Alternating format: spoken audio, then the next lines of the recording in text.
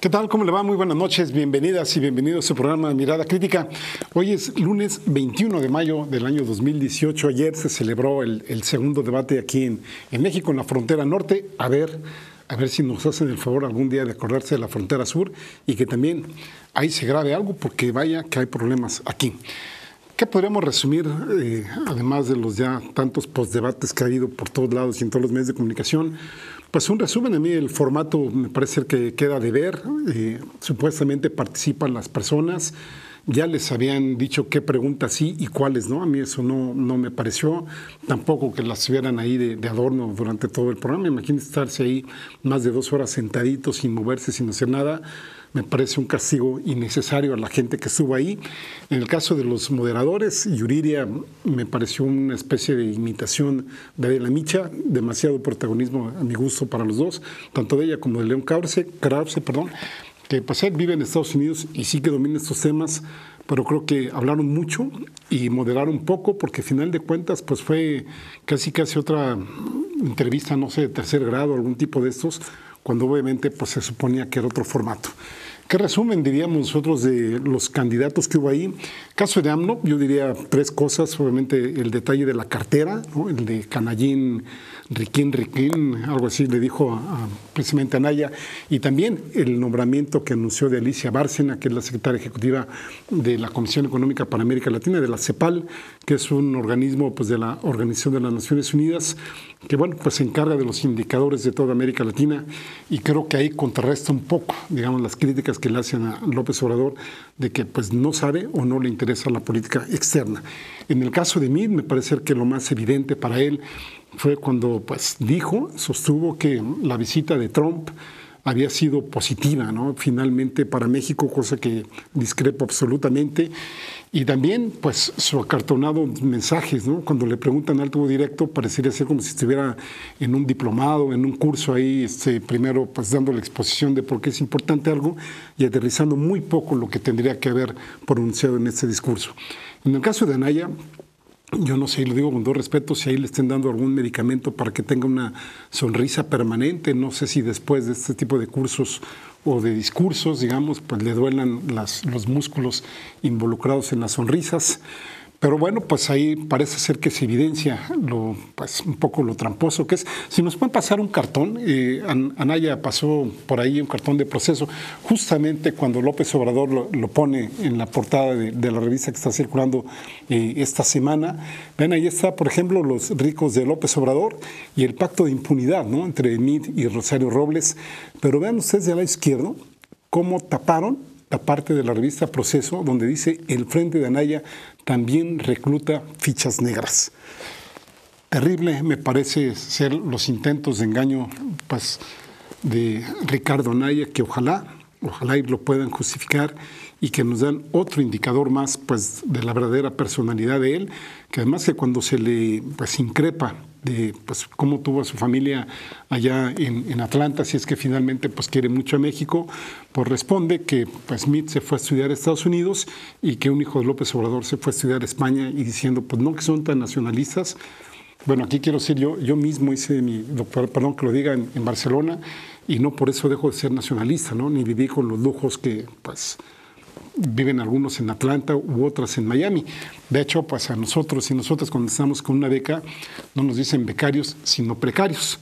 Por cierto, CONACYT ahora, pues hasta el día de ayer, no le había pagado a los estudiantes de posgrado 5 meses de beca, y bueno, pues ya muchos estaban en condiciones económicas absolutamente críticas. En el plano internacional, pues podríamos decir las elecciones de Venezuela, donde triunfa Maduro con un 54% de abstención, y de los votos que sí se contaron, pues Maduro tiene el 67.68% de la votación, según los últimos recuentos que ha habido. Ya sabemos que sobre Maduro, pues obviamente la situación de Venezuela está más que crítica, está en condiciones muy deplorables. Aquí yo le recomendaría 2 cosas, ¿no? Uno, estar analizando los personas que están a favor de Maduro y los que pues, lo están criticando, algunos con mucho de razón, pero también ver el contexto donde vienen todas las presiones económicas que se están ejerciendo sobre Venezuela por el delito de Venezuela de tener pues, una de las dos economías, más bien dicho, uno de los dos territorios con mayor número de petróleo que se tiene pues, en todo el mundo y en la posición geoestratégica que tiene en América Latina. Aquí, por ejemplo, la película de Machuca, ojalá la pudieran conseguir ustedes, que de alguna forma retrata la época antes del golpe de Estado de Salvador Allende en 1973 y que a mí me parece que refleja mucho de lo que se está viviendo en Venezuela. Y la otra, por supuesto, lamentar la caída del avión este viernes en Cuba en un viaje interno que cubría el trayecto Habana-Holguín. Holguín está poquito antes de Santiago de Cuba y pues... Qué lamentable, de verdad lamentamos mucho esta situación. 110 personas murieron, 99 cubanos, 2 personas de Argentina, 2 saharauis y 7 mexicanos, 6 de la tripulación y una pasajera que pues, estaba yendo a un tratamiento contra el cáncer.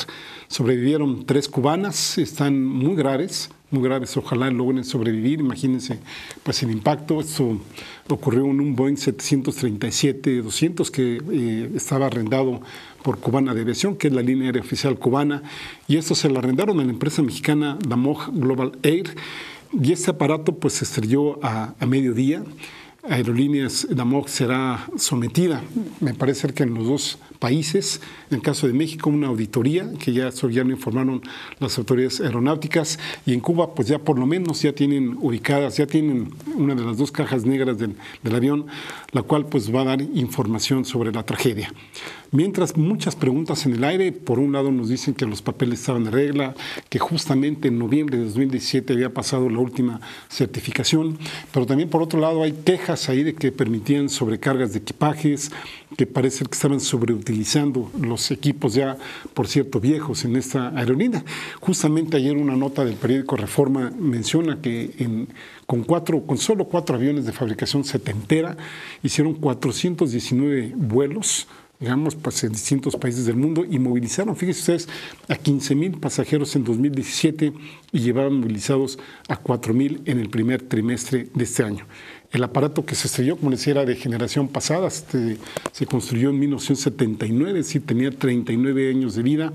Y también, pues hay que decir, pese a la antigüedad de sus aeronaves, la flota de la operadora Global Air, pues insistimos, ha sido certificada por la Dirección General de Aviación Civil, que aquí podríamos decir, o no había problema si realmente fue un accidente muy trágico, o bien pudiéramos pensar también malamente que a lo mejor esto pues, pudiera darse o prestarse indicios de corrupción.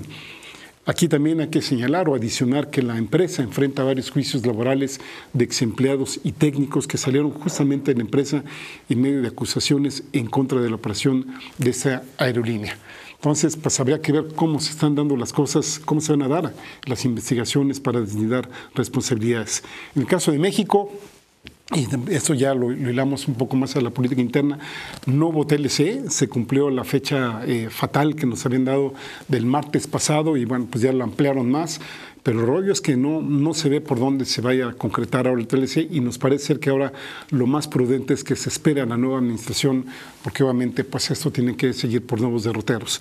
El dólar ya está arriba de los 20 pesos y en México sigue la violencia incontenible. Aquí en México, donde pues, matan prácticamente a todo el mundo, nuevamente se dan las últimas cifras de muertes en abril y también, para no variar, se rompe un nuevo récord en cuanto a la mortalidad en un solo mes.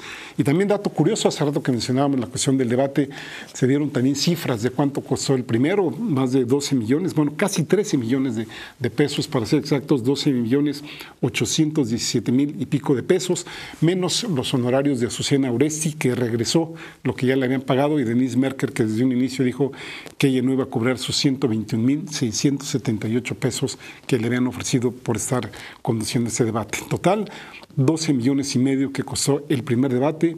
¿Cuánto costó el segundo debate? Por ahí ya empiezan a aparecer algunas columnas, es decir, ¿realmente sirven este tipo de debates? Si aportan al análisis o solamente pues para el morbo, digamos, para ver, porque finalmente en formatos de 1 minuto, 2 minutos y medio que se les dan a los participantes parece ser que no es mucho. habrían dado caso que buscar maneras más baratas que nos permitan ver realmente quiénes son y qué piensan. Ya sabemos que en los debates no nos van a decir necesariamente lo que piensan porque se cuidan, me parece ser que hasta el último detalle de qué es lo que se puede dar o no esperar de ellos, salvo el Bronco, que ya sabemos que no tiene que perder. Por cierto, él dijo lo más sobresaliente, él que iba a expropiar Banamex, ¿no? Y aquí pues ya sabemos que hay demasiado, pero de verdad demasiado en juego, por lo que las posturas pues también en esa proporción van estudiadas para ver qué dicen o qué no dicen.